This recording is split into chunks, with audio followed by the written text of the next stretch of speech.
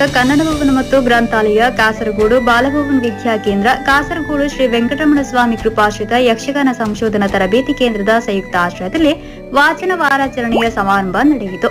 ನೊಳ್ಳಿಪಾಡಿ ಕನ್ನಡ ಭವನ ಮತ್ತು ಗ್ರಂಥಾಲಯ ಸಭಾಂಗಣದಲ್ಲಿ ನಡೆದ ಕಾರ್ಯಕ್ರಮವನ್ನು ಬಾಲಭವನ್ ವಿದ್ಯಾ ಕೇಂದ್ರದ ಅಕಾಡೆಮಿಕಲ್ ಅಡ್ವೈಸರ್ ಡಾ ಕೆಎನ್ ವೆಂಕಟರಮಣ ಹೊಳ್ಳ ಉದ್ಘಾಟಿಸಿದರು. ಮಕ್ಕಳು ಕಲಿಬೇಕು, ಕಲಿತು ಒಳ್ಳೆಯ ಉತ್ತಮ ಶ್ರೇಣಿಯಲ್ಲಿ ಹೋಗಬೇಕು.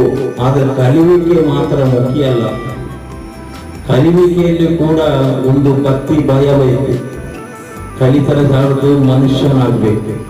ವಿದ್ಯಾಭ್ಯಾಸ ಆದರೆ ಸಾಲದು, ಮನಸ್ಥಿತಿ ಬೇಕು, ಸಾಮಾಜಿಕ ಸೇವೆಯಲ್ಲಿ ಪರಿವರ್ತನೆ ಬೇಕು, ದೇಶ ಸೇವೆಯಲ್ಲಿ ಪರಿವರ್ತನೆ ಬೇಕು. ಇಂತಹ ಹಲವು ವಿಷಯಗಳಿವೆ.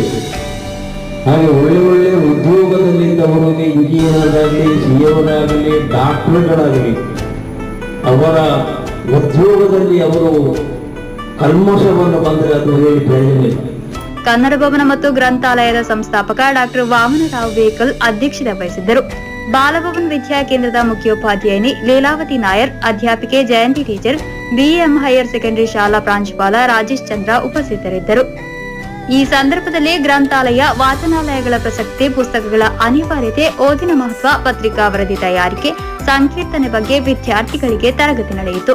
ಸಂಕೀರ್ತನ ಸಾಮ್ರಾಟ್ ಜಯಾನಂದ ಕುಮಾರ್ ಹೊಸದುರ್ಗ, ಹಿರಿಯ ಪತ್ರಕರ್ತ ಪ್ರದೀಪ್ ಬೇಕಲ್, ರಂಗ ಕಲಾವಿದ ಪತ್ರಕರ್ತ ಜಯಮಣಿ ಅಂಬಾರೆ, ಪತ್ರಕರ್ತ ಜಗನ್ನಾಥ್ ಶೆಟ್ಟಿ, ಕನ್ನಡ ಭವನ ಪ್ರಕಾಶನದ ಸಂಧ್ಯಾರಾಣಿ ಟೀಚರ್, ಕನ್ನಡ ಭವನ ಗ್ರಂಥಾಲಯದ ಕಾರ್ಯದರ್ಶಿ ಕಲಾವಿದ ವಸಂತ ಕೆರೆಮನೆ ಸಂಪನ್ಮೂಲ ವ್ಯಕ್ತಿಗಳಾಗಿ ಭಾಗವಹಿಸಿದ್ದರು.